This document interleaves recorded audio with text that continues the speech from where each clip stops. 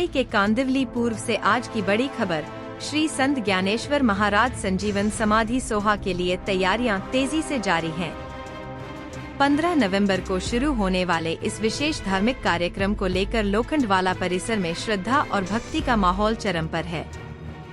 श्री विट्ठल रुक्मिणी सेवा सांप्रदायिक संघ और विधायक अतुल भातखकर के आयोजन में यह सोहा इस वर्ष और भी विशेष होने वाला है, क्योंकि इस बार संत ज्ञानेश्वर महाराज के 750वें जन्मोत्सव और जगतगुरु संत तुकाराम महाराज के 375वें वैकुंठ गमन वर्ष के उपलक्ष्य में 3 दिवसीय भव्य कार्यक्रम आयोजित किए जा रहे हैं।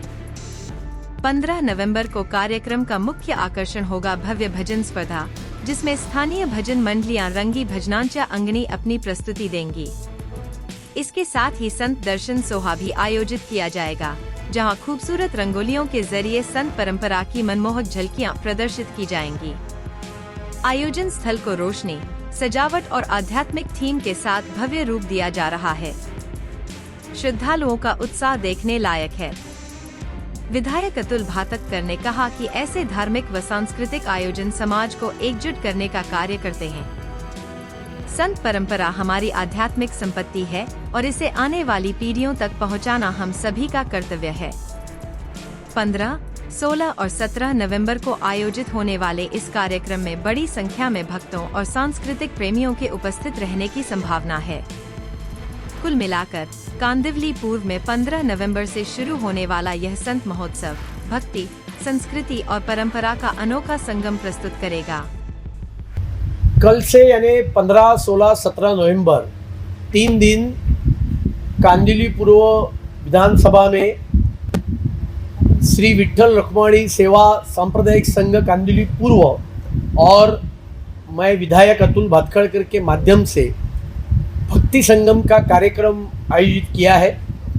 ये बरस इसके लिए महत्वपूर्ण है कि ये संत ज्ञानेश्वर जी के 750वें जयंती का वर्ष है।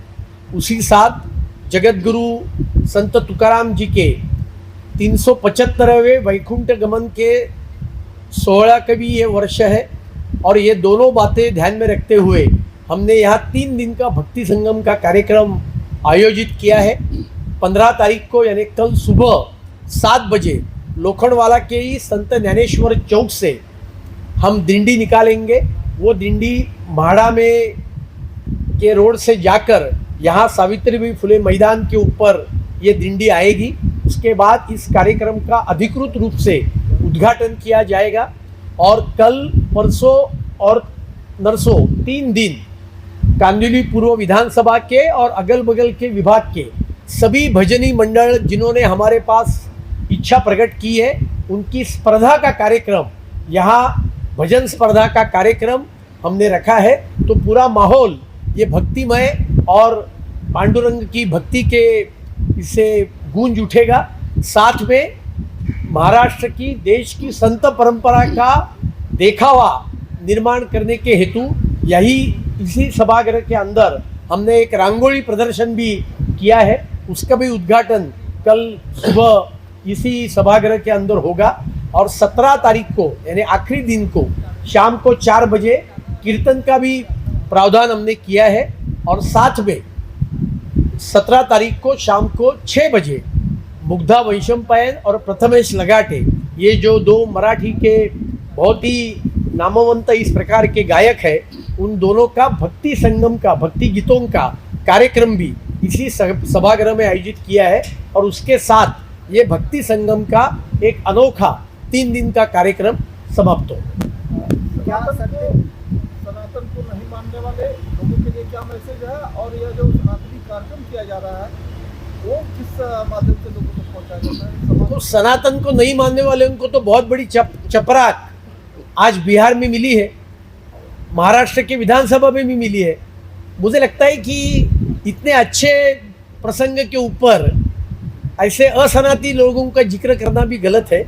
देखो, सनातन धर्म है और ये सनातन धर्म आज पूरे विश्व को मार्गदर्शन कर रहा है। यही सनातन धर्म है जिन्होंने भगवान गौतम बुद्ध, ये वारकरी परंपरा, जो संतों ने ये कहा कि जात पात धर्म प्रांत राष्ट्र उसके ऊपर उठकर हमने हर मानव का विचार करना चाहिए। ऐसे महापुरुषों का, ऐसे संतों का स्मरण यहाँ 3 दिन किया जाएगा।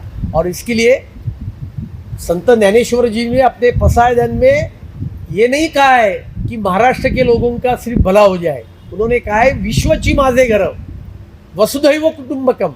और इसके लिए सनातन, यही सनातन है, यही सत्य है। और इसके लिए इस विचारों को बढ़ावा देने के लिए और ये श्रेष्ठ विचारों के वहन में हम एक छोटा हमारा भी योगदान रहे, इसके लिए हम ये कार्यक्रम कर रहे हैं। इस धार्मिक वातावरण को समाज तक पहुंचाने के लिए कांदिवली के जनसंख्या लोगों के लिए क्या संदेश देना चाहेंगे? नहीं, देखो, ये विठ्ठल रुक्मयी संप्रदाय सेवा संघ कांदिवली पूर्व और भारतीय जनता पार्टी के सभी पदाधिकारी कार्यकर्ता इस काम में गत 15-20 दिन से जुटे हैं। और पूरे विधानसभा में अगल बगल के एरिया में इसके होर्डिंग भी लगे हैं, व्हाट्सएप सोशल मीडिया के माध्यम से इसका प्रचार हो रहा है। और कल आप सुबह जब दिंडी का देखने के लिए या दिंडी में सम्मिलित होने के लिए आएंगे तो आपको ध्यान में आएगा बहुत बड़ी मात्रा में लोगों में इस विषय को लेकर उत्साह है, क्योंकि हर व्यक्ति को यह लग रहा है कि इतना पवित्र कार्य हो रहा है तो मेरा भी इसमें कुछ ना कुछ योगदान चाहिए।